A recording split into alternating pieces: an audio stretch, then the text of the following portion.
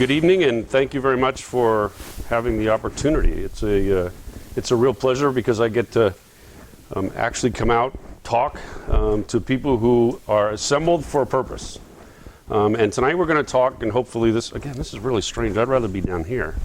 But tonight we're going to talk about what it means to be sustainable and why sustainable in today's environment is so very important. As you heard a little bit about my career, I spent more than half of my life in uniform. I spent 34 years in service, came in post-Vietnam era, and with the intention through an ROTC program of spending 4 years and out. When my wife and I married, I told her it was just a few more years. Ended up being closer to 3 decades, a little over 3 decades, and then the decision was finally made. But you know, I joined the Navy to see the world, and I did. I got a great opportunity. I've been in 63 different countries, 154 different ports across the globe. I've sailed all 7 seas. I've seen things that I never want to see again, and I've seen a lot of things that I'd like to go back. And my wife and I are now having the opportunity to do that in bits and pieces. So I bring a little bit more relevance in the global aspect and why sustainability becomes such a different conversation when you elevate it into that particular arena. So to understand why, first and foremost, as you heard, I'm now the executive director of the Center for Sustainable Energy. It is an organization that is predominantly responsible in its mission statement for the acceleration of a clean energy future powered by renewable. And that's what we want. We want to divorce ourselves from the fossil fuel train. We want to create an environment that's safe for our children, provides us the opportunity for security in the future, and allows us to advance through technology, ensuring our both economic stability and our national security. And they're all linked, believe it or not. But what we're going to talk about today is, as you know, I spent 34 years after having raised my right hand a number of times to support and defend the Constitution against all enemies, foreign and domestic. And I still do that today, but I do it for a different reason. And I do it for, we're going to have this to deal with. I do it for this reason. These are my grandchildren. So I have a different purpose in life in going to work every day than I had in the previous time frame, because as I looked forward and understood what it was that I was defending, I quickly realized that if we don't change the course of our actions today, that their future will not look like ours. That their opportunities for prosperity will not look the same, nor will it be respectful in the same fashion of the environment as what we grew up in. And we're going to talk about why. First and foremost, you need to understand that my wife raised 3 wonderful boys. My oldest is serving. Today he's a senior chief petty officer in the Navy. My son has been in service for 15 years. And every single day of his service, this country's been at war. Every single day. So as we talk about the issues that we're going to tonight, I want you to recognize that every one of them bring us closer and closer to a century significantly different from the 20th century, which happened to have been the bloodiest century in mankind's history. The bloodiest. And every single conflict through the 20th century was principally associated with access to resources. And the closer and closer we get to the finality of those very important resources which define us, the closer and closer we as mankind come to conflict in a fashion completely different than the 20th century. Predominantly because the rest of the world is evolving at a rate 6 times faster than we are. And we did. It took us nearly 4 centuries to get where we are today. Today there are portions of the globe that are moving from the 15th century to the 21st century virtually overnight. And in a population in which dwarfs the United States at current. So we're going to talk about why this is important for these kids, because I don't want them to spend their life in uniform and in conflict. Nor do I want them to have to grow up recognizing that we screwed it up. And we've left them a bag of you know what to deal with. Because that's where we are going right now. And we're going to talk about all those different aspects. So, you look at this, and it's America's finest city. We're all very proud of it. This is my wife's selection as the last duty station. So after 31 years of service, we moved 20 times. She get to pick the last duty station. And she didn't want to move again, so here we are. But the truth is that if you look at this and you recognize what this is all about, and you look into the future, you'll understand that this is not sustainable. In the fashion in which it is simply not sustainable. Everything that identifies us today is attached to energy. Everything. If we were to divorce ourselves from everything that had to do with anything with energy, we'd all be walking around butt naked. And we probably wouldn't go much further than our bedrooms or wherever else. Oh, forget the bedrooms, because we don't have a bedroom either. We're in maybe in a mud hut someplace or what have you. But everything that is us, that defines our culture, in which the rest of the world is looking to connect with and be like, is all associated with our ability to produce energy. Everything. At the current rate, it's simply not sustainable. And more importantly, our existing energy source is finite. There is an end state in which it will not exist. And for some, it will come sooner than others. I gotta remember this is a double. So to put it all in just a very quick, short slide, it's our wants and our needs are out of balance. Where we want to be as a culture, and I'm not talking now just Americans, I'm talking about humans in a global scale. Our wants and our needs are out of balance. And this is really where the rubber meets the road. And this is just one of many, but I use the fossil fuel as an example because the fossil fuel is the one energy source that we all connect with. Whether it be coal or petroleum, it doesn't make any difference. The fossil fuel is a finite source. And more importantly, at this particular point in time, when it comes to oil, is there a button here? When it comes to oil, we are actually at this point. So we are past peak in what is considered to be recoverable resources in the petroleum world. We're past peak. But yet the demand expectations of that product continue to go up exponentially. So as we continue to extract in the demand execution, this, for us military folks, identifies either tremendous need for incredible technology advancements or conflict.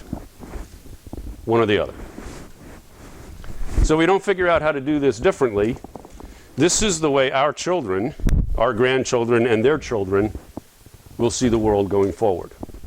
Because this is where we were post-World War II. This is where we were Gulf War I. And again, the 20th century was the bloodiest century in mankind's history. Plenty of access. Pearl Harbor did not happen because they wanted to bomb Pearl Harbor. Pearl Harbor was an act of the Japanese to ensure that the United States could not impact on the Japanese opportunity to secure petroleum and coal in the Philippine Islands. With the United States engaged in Europe, their opportunity was to make absolutely certain they had access to the resources that they needed to continue their industrialization, and they attacked Pearl Harbor. It's happened over and over again. So let's go back and really start taking a look at the globe as we know it. First and foremost, the one area of the world that makes everything different from all the other planets is, of course, our oceans. 75% of our globe is covered with this gorgeous H2O stuff. But the problem is that we have not done a very good job in taking care of this very vital portion of our planet. As a matter of fact, our oceans are very, very sick. And just to give you so that I'm not blowing the smoke here, I have a degree in oceanography and meteorology. So I know a little bit about the fluids that I'm talking about. And our oceans are extremely sick. Not only have we virtually fished them clean, today there are less than 3% of the same adult population of our fish species than there were just 50 years ago. In 50 years, we have virtually fished out 97% of the adult population. And today, even with the laws that we have in place, we put 20% of the catch back in the ocean because it fails to meet the requirements that don't survive 20 minutes after reintroduction. They die. They've been out of the water too long. Fish can't breathe without water. It takes sometimes 3 to 4 hours to separate a catch. When they get dumped back in the ocean, they're virtually dead. So while we've imparted laws and we've created opportunities, we're not doing much good. Additionally, for everyone, and I understand there's scientists in here, the ocean sequesters 20 times more carbon than all of the opportunity in terra firma. So the ocean water itself is a sequestration aspect that keeps our planet in balance. We are now at a point in portions of our ocean in which that sequestration has reached a peak. And the oceans can no longer sequester carbon, and it is now actually reintroducing carbon into the atmosphere. Marine life is 8 times more sensitive to its environment than anything that crawled out of it. So from pressure, salinity, temperature, you name it. The marine environment is 8 times more sensitive to anything that we've done to change it than anything that's crawled out of it. About 20% of our world's mangroves throughout the globe are now dead. And they support microorganisms and marine biology ecosystems that are the very basis by which our oceans survive.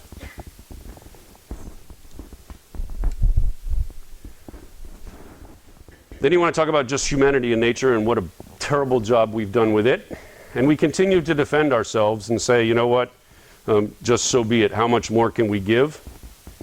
Well, if you put it in perspective, the entire globe is in a massive balance. And it's amazing how many things in nature actually allow a balance to occur. And with their absence, that balance is seriously disturbed.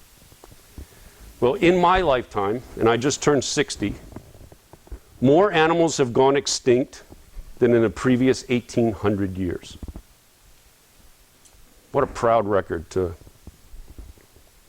proud record to boast. And more importantly, 10 animals, flora and fauna, are added to the endangered list every single day. Every single day.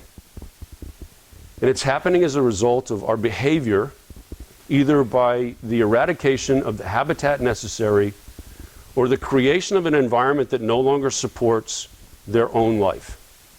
And to give you an example, the orange groves of California, if you remember, just 4 years ago, were in desperate straits, as were the orange growers. And there are certain trees that are only pollinated by bees. 14 years ago, we decided that because the bee population was insufficient to support the growth of our groves, that we would import bees from the southwest, southeastern United States in farms, and we brought them to California. Well, guess what? It was just like the Indies and the Spaniards that came into Central America and virtually caused a plague that wiped out an entire population. And that's why when you see across the border today that says the export or import of bees or pollinating animals are against the law. For this very reason, it nearly killed the bee here in California. So we're not even conscious of the things that we're doing second and third order. But we are creating a major problem. How many of you have not seen the white rhinoceros? Hurry up, because the last 5 on the face of the earth are now identified, 2 of them being just to the north. And once they're in captivity for longer than a year, they're no longer considered part of the population. They can't be reintroduced to the wild. Therefore, they're not considered part of that number. And then we get to the basic elements of life, and we are in desperate straits. California is just one area of the world in which we truly have not respected what it takes in order to preserve this very precious commodity. If you had invested in water or gold in 1990 here in Southern California, you would be 841% better off had you invested in water. Pretty amazing. And it's not going to get better, it's going to get worse. And we continue almost on a daily basis. California is in a desperate straits. And California is one of the only states that has its own aquifer that does not have a regulatory process for the tapping of that aquifer. I have no idea. And people are so naive into understanding what an aquifer truly represents. Because an aquifer is not a well for us to tap into. An aquifer is a preservation of space between water and biofiltration. Because for a drop of water to get from the surface to the aquifer takes close to 1 million years. 1 million years. So if you think that you're going to rain tomorrow and fill the aquifer, forget it. It isn't going to happen. The first 18 feet absorb more than 90% of all precipitation that falls on the face of the earth. And then man taps into that very source the moment it drops to the ground. So we're in desperate straits, and we have large portions of our aquifer that are now dry. 54 communities in Texas have closed their doors and packed up their people and moved someplace else because there is no more water. We are in a position today in which California, I just had a friend who took a 1-week tour with the Metropolitan Water District who wrote me a 2-page email that basically said, 8 months from now, stand by. Because if we don't get any rain at all, we are at the end. And some portions of California will see the end. You know there's 40,000 homes in Ventura today that get bottled water brought to them? They have no water. And it's bad and getting worse. As a matter of fact, we've been trying to convince the governor to recognize that we are not in our 4th year of drought. California is in its 12th year of drought. For every year of drought, every year of non-normal precipitation, it takes 3 years to recover because we're constantly taking from it. So despite the fact that we had 2 good years of fairly decent precipitation, the previous 8 years don't help to get us to the point where we can say everything's good. Lake Mead is at 23% of its capacity. 23%. It is at the same level today as it was 1 year after its opening. And it's not just here. I don't know if you saw it, but Oregon just announced water hours. There's no water in Oregon. There's no water in western or eastern Washington state. Guam is in water hours. Taiwan is in water hours. Puerto Rico is in water hours. Australia is in its 17th year of drought. Syria is in its 21st year of drought, and was at some point just early on in my career the agricultural belt of the Middle East. Today, it produces absolutely nothing. For the first time in man's history, civilization is actually planning for the depopulation of a megacity. São Paulo, Brazil, a megacity of the world, 21 million people, is without water. And Sao Paulo, Brazil is in the middle of the rainforest. Yeah, in the middle of the rainforest. It's that desperate. Here in California, this is Folsom Lake, the second largest reservoir in California. In 2011, we have a picture here of what Folsom Lake looked like. December 2014, this is Folsom Lake. August 2015, there aren't even any spots on the picture. That's how desperate California is. And we're still arguing whether or not we should be shutting off the water to water our lawns. And we're having arguments in municipal quarter as to whether or not we should continue to water our medians.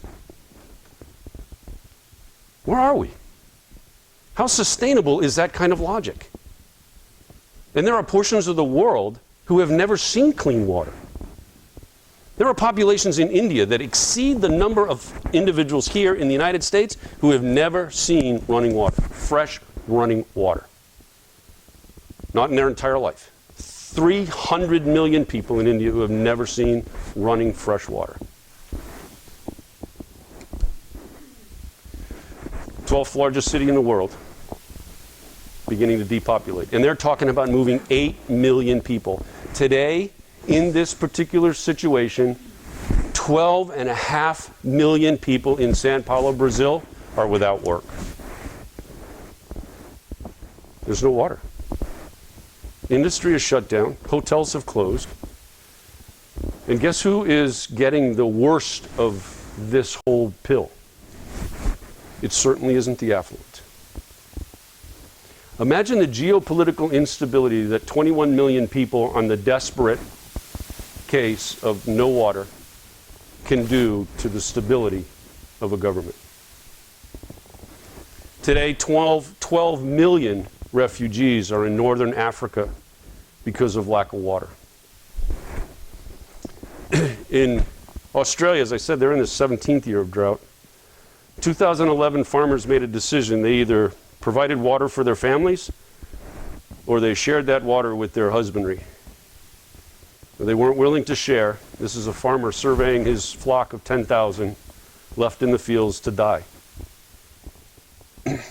That's the decisions we're going to be forced to make. This is their livelihood. What's he going to do with the land? He can't grow anything on it. He doesn't have any water. He can't even raise sheep because there's no water to feed sheep. 35% of California's dairy farms have threatened the governor that if we don't change the allocation of water in California, they will close their doors by the end of 2015. Doesn't sound like a big deal, but I've met with these folks and they said, you know what? If we could move our dairy farms out of California, we'd have done that years ago because farming in California is extremely expensive. There is no water and there is no land. But here's the other big indicator for all this, because this is where again, the rubber meets the road. 35% of California dairy farmers closed their doors. California is the 5th largest producer of milk in the world. So what happens when 35% of that production capacity disappears? Where do you think you'll find a $2.99 gallon of milk on the shelves?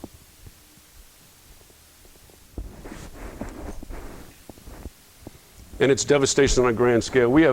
My wife and I just visited Bear Lake, and she woke up in the morning and said, I think I'm going to tell these guys I want my money back, because this is Lakeview shores. She said, there's no lake. I said, honey, see that dock? That used to be water. And the trees in the lake are 4 and 5 feet tall. This is the growth in some of our reservoirs. 4 and 5 feet. It's not yesterday, it's 12 years worth of excessive drought. Then we have to deal with the other portion of this, and this is the piece that many people don't equate to being part of the equation that really makes this issue so much more relevant. And that is that we are in the midst of a population explosion like the world has never seen. From the time of creation to 1850, it took us that long to get from 2 to 1.5 billion on the face of the earth.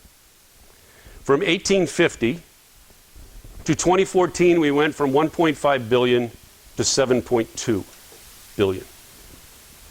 A massive explosion spurred predominantly by the Industrial Revolution, the introduction of medicine and many other things, but it provided us prosperity and longevity in a fashion that was never before seen. But here's the kicker. If you take a look to 2050, between now and 2050, the world's population is expected to go from 7.2 to 9.4 billion people, just 40 years from now. In 40 years, we will add the equivalent of a China and India to the face of the earth. Think about it. Imagine that, adding a China and India to the face of the earth. And the complexities associated with this are that the Western world's population is at check. We, the industrialized nations of the world, have kept our population at check between 2 and 4% growth. The rest of the world, however, those least capable of providing security and opportunity, are exploding in exponential fashion. And if you want to get a real feel for what this means, already got that point, let's talk about the food factor.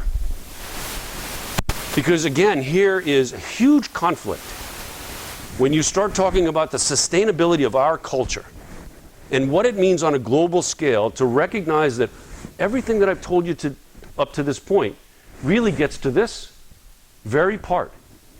And that is that 40% of everything that we grow in this country, we throw out. We throw it out. 40%. If we are to feed the population that I just told you, 2050, we are going to have to grow more food in the next 40 years than we have in the past 10,000. Whew. Think about it.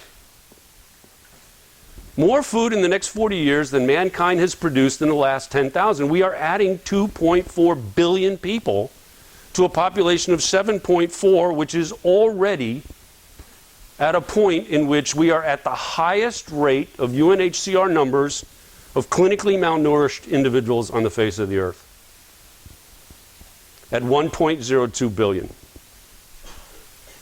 And what that means is those individuals were brought into the earth and not provided the necessary nutrition that allows them the longevity of the rest of the population. So here we are at 7.2, we already have 1.02 billion of those individuals clinically malnourished.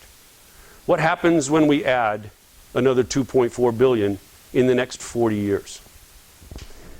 And our behavior is we throw 40% of what we grow out. And then we have to deal with sea level rise. It's inevitable. It's happening on a cyclic event, even if you don't believe in climate change. However, if you don't believe in climate change, you and I can have a different discussion outside. Climate change is real. And 97% of all those individuals who are studying the climate agree that our climate is changing 10 times faster than it has in the last 65 million years. And while there may be people who will tell you that the environment has seen this level, I will tell you that not in the time frame in which man inhabited this planet. And that 400 parts per million, at least not in the last 650,000 years, has ever been anything that we've had to deal with. And that the highest it's ever been in the last 650,000 years is 300 parts per million. And we are exponentially approaching 450. In such a forecast that meteorologists are incapable of actually projecting from one year to the next. NASA has spent its last 7 years trying to determine the variables where the model works. And they can't figure it out. So again, you're all scientists and you recognize that an equation that doesn't have an equal sign doesn't mean squat. And the variables are changing so fast that the models of yesterday are no longer forecasting adequately what's happening in our environment today. Of such a rate that while scientists are being chastised for their missing the 400 parts per million, the real catastrophic equation in that entire discussion is that their forecast actually said we'd reach 400 parts per million in 2023. Unfortunately for them, we missed it by a decade, because in 2013, we reached 400 parts per million. That's how far the model's off. And for from a meteorological perspective, that's huge. Because we've been able to craft our models so that we can adequately depict exactly what our environment looks like. Even to the point when I went to school, we were pretty close at being able to calculate climatological differences in a 10-year period. But today, we can't even go back and figure out what it is just 5 years from now. We have been that far off.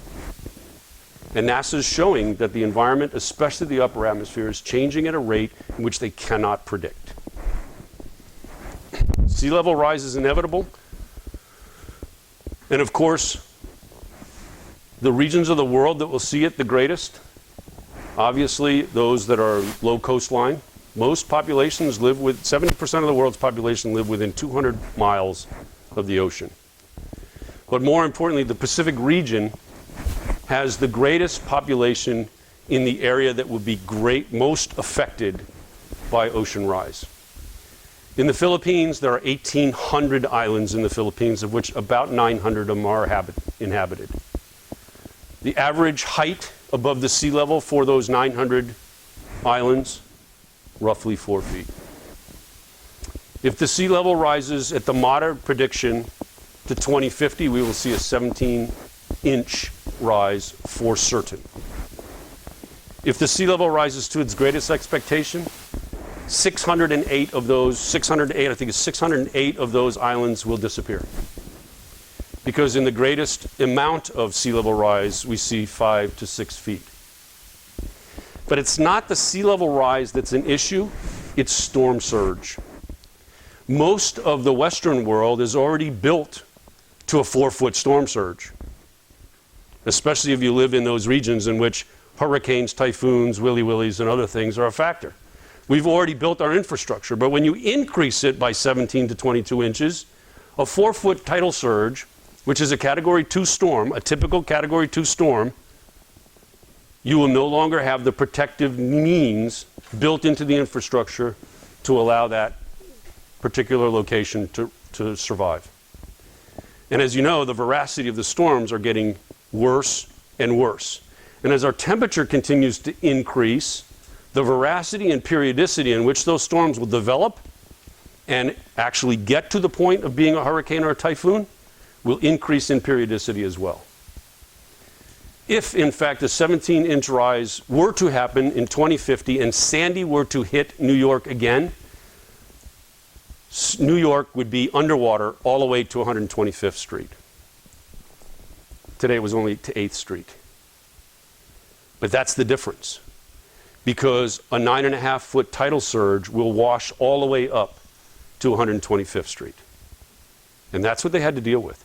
But imagine places like Bangladesh. Bangladesh is virtually a delta. It's the most populated and the most desperate place in the world. I've been there. I never want to go back. But they're creating 500,000 refugees every single year because the ocean is taking more and more of their land. And they have no economy and virtually no way of providing opportunity for their population. They're hated on both sides. There's no place for them to go. And it's a world of true desperation if any of these factors play out. If, in fact, a Category 2 storm should hit at 17-inch rise on one of the major islands of the Philippines, we will create 12.8 million homeless in one day. On December 14th, of 2014, Hurricane Haptao hit the island, hit the Kio Island in the Philippines. In 48 minutes, 1.28 million people were homeless.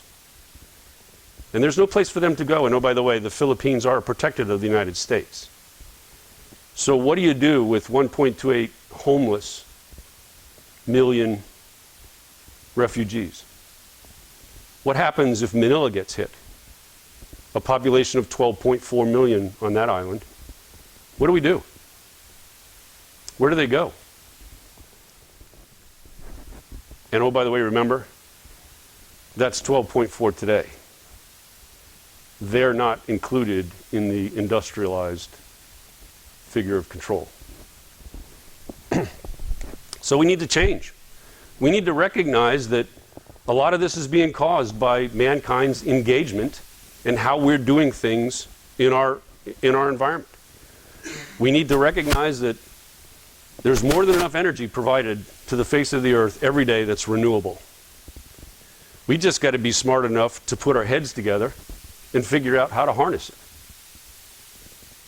If in fact we were truly smart about what this really means, in the same fashion that this country launched the Manhattan Project, we should be launching energy storage projects. Because the renewable energy space provides more than enough opportunity for us to power a home in 1 cubic meter for an entire year, 1 day's sunshine. We just don't know how to harness it. We've got to be able to collect it, and we got to be able to call on it when we need it. And we can't keep saying, well, don't worry about it because it'll all come about. If the introduction of that technology is not begun today in a massive scale, it will not be something that happens in a decade. It simply is not within the realm, because everything that we've done to date is just try to make yesterday's technology a little bit better. Battery technology has not changed in more than 100 years. The only thing that we've done with batteries is found new forms of storing it in a plus and minus cathode and anode. That's it. We've not done anything else. Batteries have gotten smaller because we found that different chemical compositions hold different charges. Nothing's different. What we need is an innovative breakthrough in technology of energy storage, not batteries. And we need to do it in a different fashion. We need to recognize that where there's wind, there's energy. But again, if we don't figure out how to store it, we're wasting it. How many of you have driven through the valley and saw half the turbines are turning and the other half are locked out? Do you think it's because there's no wind hitting those turbines? It's because they don't know how to supply or to take the demand that's being created in that wind turbine. So they lock them out. Because energy is not like everything else that we think of. If you don't have someplace to put it, you just can't keep making it. It's not like water. You can't put it in a reservoir because we don't have a reservoir. And if that thing turns and they don't take the energy, it's called mechanical wear.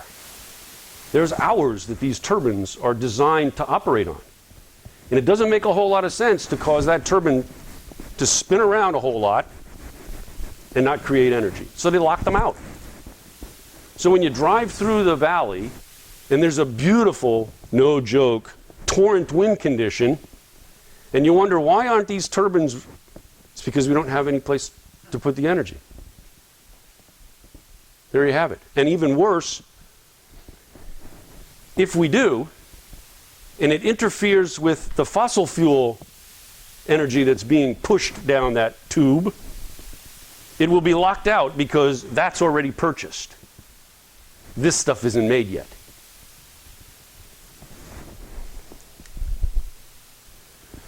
Geothermal. California is a rich geothermal environment, but yet it is one of the worst producers of geothermal capacity. Not because it hasn't engaged in it, but because our grid doesn't support its transport. Our grid doesn't go through those areas in which California is rich in geothermal capacity.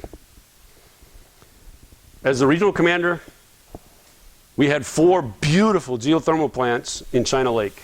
Absolutely gorgeous. Small little things, but they produced a ton of energy.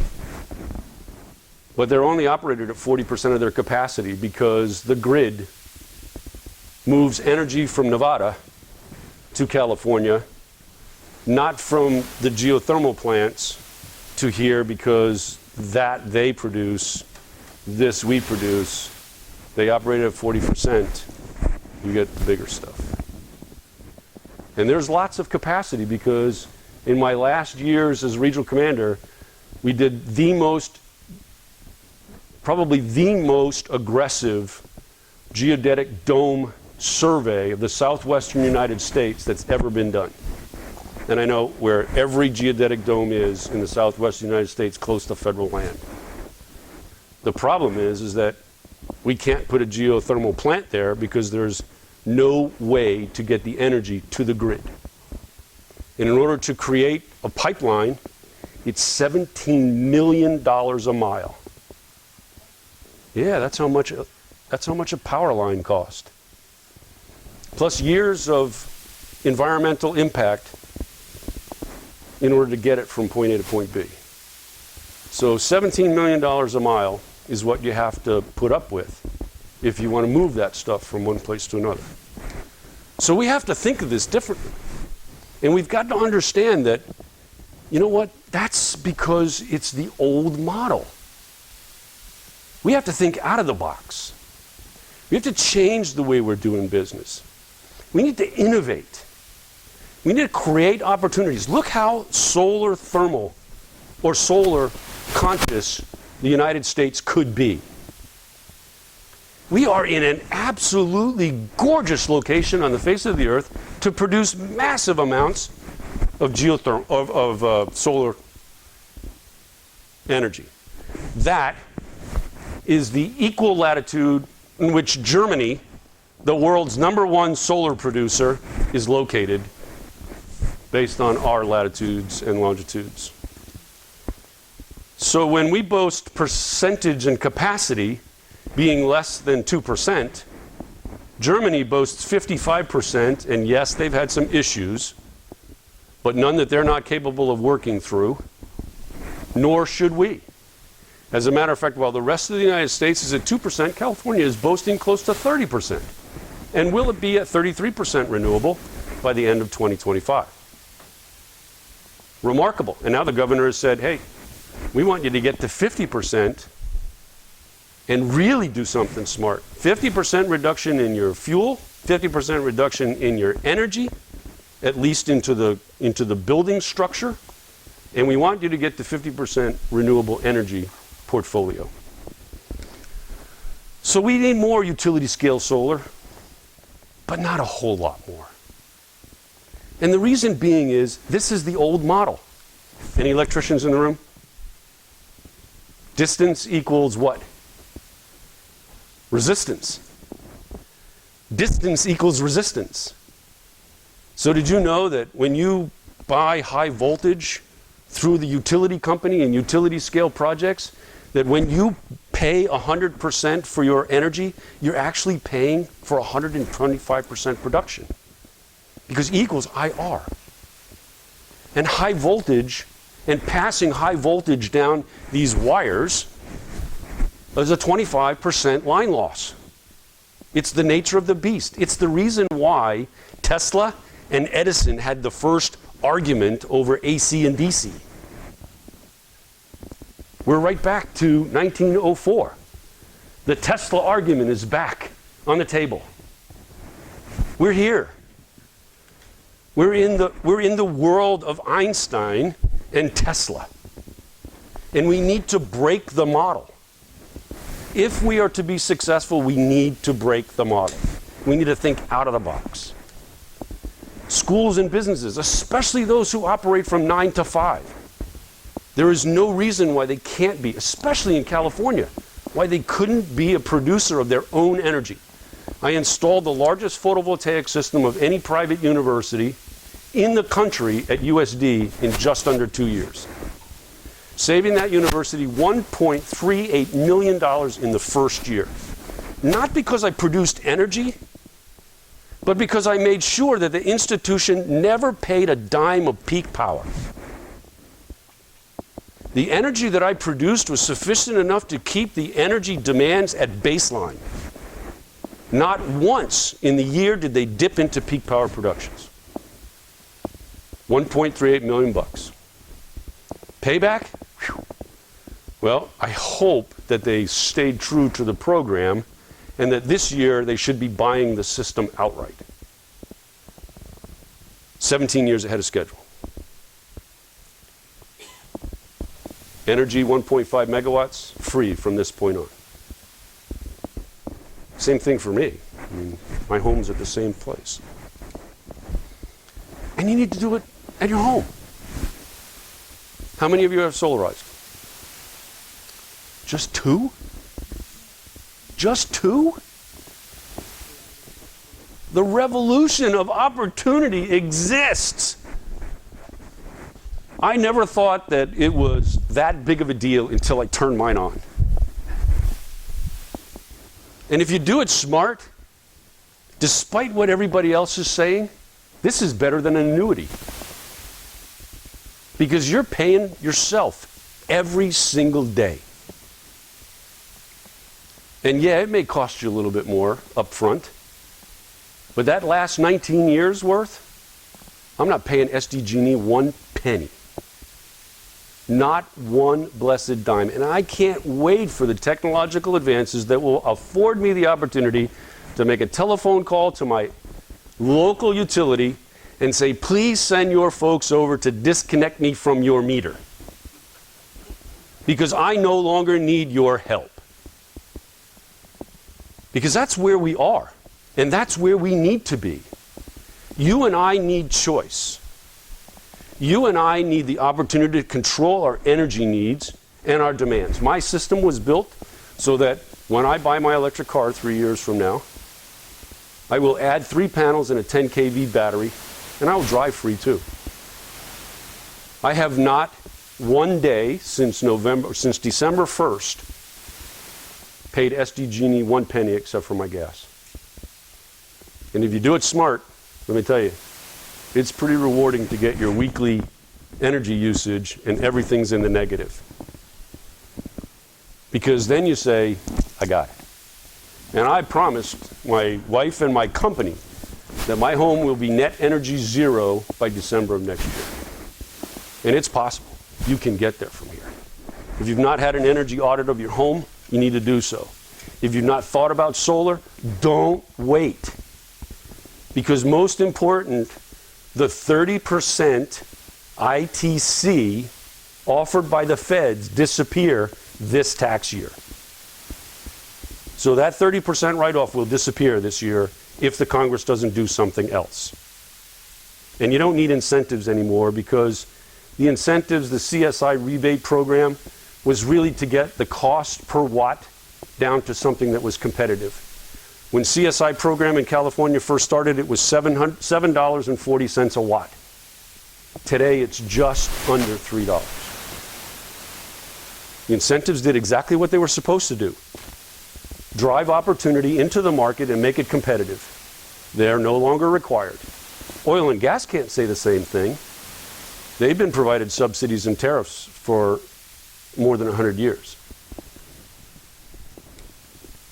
So here's a good example. That's actually my energy use. That's zero. That's zero.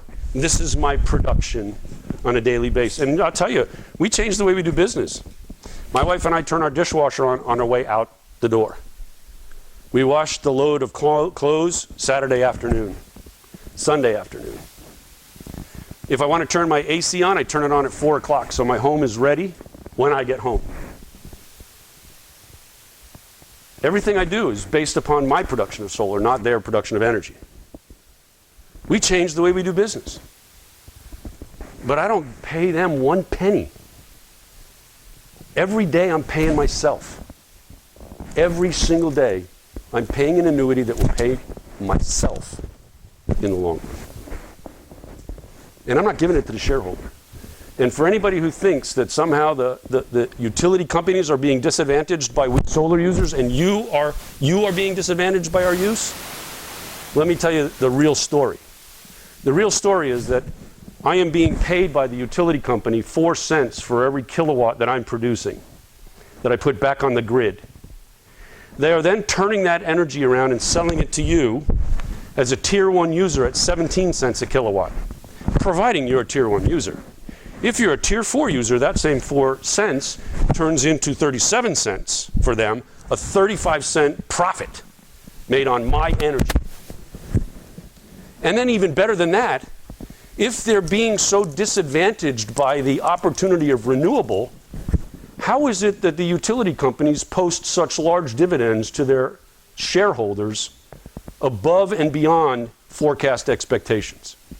As a matter of fact, Sempra posted a $91 million over quarterly expectation in the same quarter that it supported the increase to your utility rate at 13% for excess charges. Where are they being hurt? They're not being hurt. As a matter of fact, there's enough studies out there today that show that the IOU actually profits by the introduction of renewables into the Casio, because they're not having to buy it, and they're getting free use at profit margins in a manner in which they've never had the opportunity to do before. And here in Southern California, it's 50 megawatts. There's 50 megawatts of solar out there in residential that's feeding back into the grid every day. Wind alone this year saved the Western utilities $1.8 billion. Why? Because they were able to crank up the juices during the Arctic storms. Why the big difference between this year and last year? Because about 35% of those wind farms were not in production the previous year. And they took the big hit last year because they said that, look, wind has done absolutely nothing to help us. Well, now when 35% of those wind production farms are on, this is the first year that the polar vortex has moved into the south, where they've had sufficient fuel oils and have not dipped into the aviation capacity, which jacked up the prices the previous year. Amazing. You're going to get told the real story? There are better stories to be told than what the oil, gas, and energy lobby groups are doing to the rest of the economy. And we got to be artistic, we got to be innovative. Think about all the different places you can use it. That is an ATM machine in the middle of a parking lot not hooked to the grid. Stores energy in a small battery, dispenses cash just like everything else. Did you know that 34% of your tax dollar provided to a municipality goes directly to the utility company to light your street lights? To light your street lights, of which every single one of them could be converted to a solar collector and an efficient light at 90% renewable, reducing the cost and the maintenance, because that same bulb will last for 22 years. Phew, imagine. There are bulbs in your house. I went from 3,800 watts of lighting in my home, replaced every single one of my light bulbs to LED, and 6 dimmers, right? 6 dimmers. I now can turn on every single light in my home, and my total wattage is 305. Payback on my solar system, instantaneous. No matter how many times my kids come home, no matter how many lights they leave on. And I live in a roughly 4,000 square foot home, 28 pot lights. Each of them had 60 to 90 watt lights in them. Today they have 4 watt lights, and I had to put dimmers on them.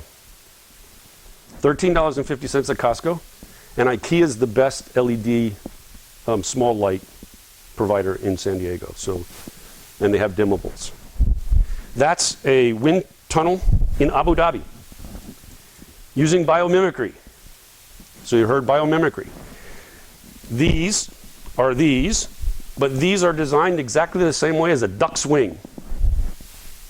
And the leading edge and the trailing edge provide a vortex of movement that then accelerate into the next turbine, into the next turbine, into the next turbine, into the next turbine. And the Venturi channel that was created by these architects are actually cypress trees. This is a park in Cleveland that is completely off the grid. And all it does is power generators and batteries. And this Cleveland park is run by wind turbines. We can be innovative. Just think of all the wind that's at our beachfronts. All the different places that we could put wind. But here's the real kicker, because you got to go through this, and it's really amazing, because even if you go to the web, you'll still find this. These are the cost comparisons that are used by the IOUs and others to show you that the cost analysis for an LED is really not that economical. Well, you're right, because this was 10, almost 12 years ago. Today, an LED, a really good LED is about $2.23. But what's really amazing is if you do the cost analysis, it's a 90.6% cost savings over an incandescent. And there will be light bulbs that you will put in your home that you will never change in your life. So you put a light bulb in your house and you turn it on in your bedroom, maybe 1 or 2 hours a night. It will last a lifetime. There are no filaments to break, there's no glass, and there's no hazardous waste. We got to be smarter about this. This is 40% of our food, and 90% of this material is packaging. It has nothing to do with us. But imagine the resources necessary to put that in the landfill. And what's worse is we put this in the landfill, 40% of this is food, and what is the byproduct of food as it decays? Well, that's what we'd like to do with it. Methane. And methane is 20 times more hazardous to the environment than carbon. Wow. That's why you hear the argument all the time about, stop eating meat, because cow flatulence is killing us in methane. So are we. 40% of everything we grow is producing massive amounts of methane. And as the tundra melts, massive amounts of methane. As the Arctic Circle begins to melt, massive amounts of carbon and methane. As a matter of fact, if you want to see a really cool YouTube, it's YouTube Arctic on Fire. Scientists at the Arctic have found large portions of methane gas collected in the ice, and they actually tap into it, and when they find the pocket, they light it. And it'll burn for weeks. That methane gas, when the ice cap melts, will be released into the atmosphere, and it's a greenhouse gas that's much more dangerous than carbon. So we need to be smarter. We do very little planning that combines capabilities. This is a fuel cell plant in Bridgeport, Connecticut. This is the largest fuel cell plant in the United States, 50 megawatts. Bridgeport, Connecticut is now operating its electricity from its dump. Pretty simple, huh? How many dumps do we have?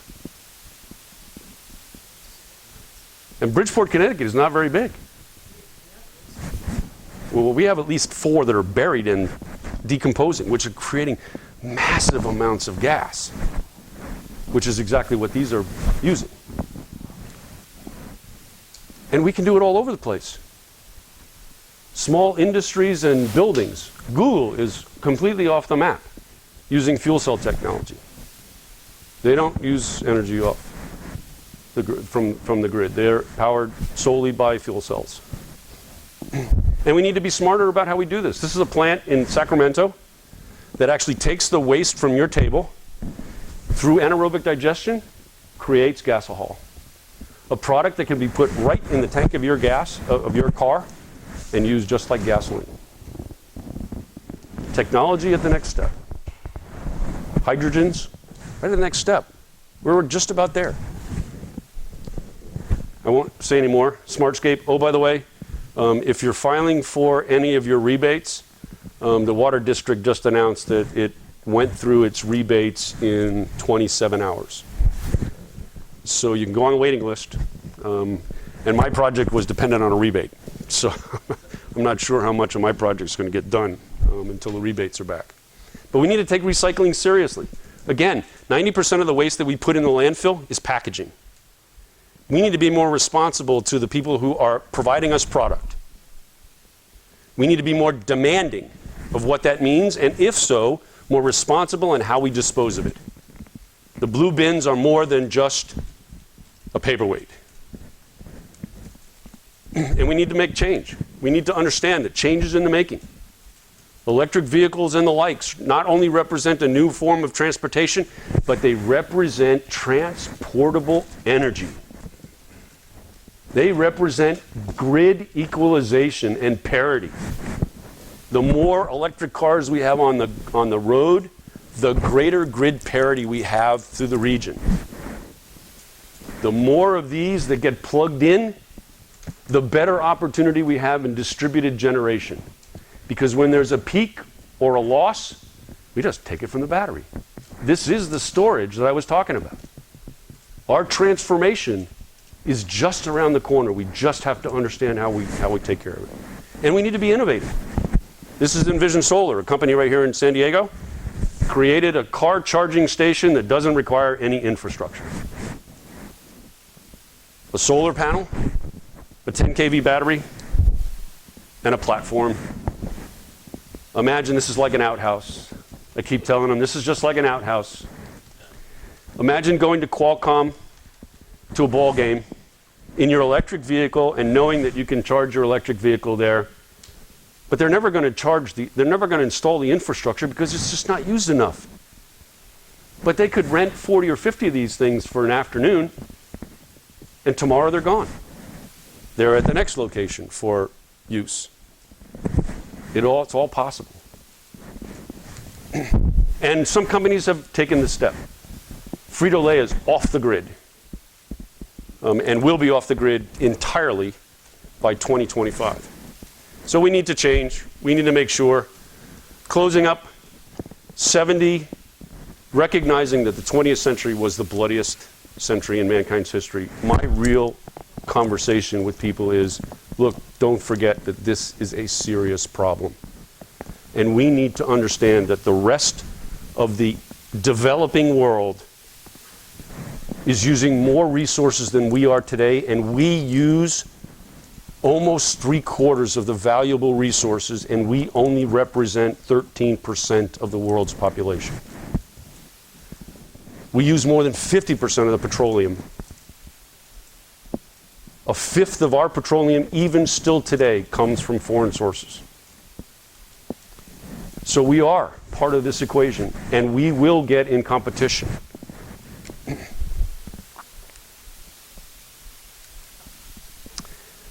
And it's really a serious issue. Sam Locklear, a good friend of mine, Pacific Theater commander, was the first guy to testify in the Congress that said that climate change is the single greatest security concern in the Pacific, short North Korea, and we know how to deal with North Korea.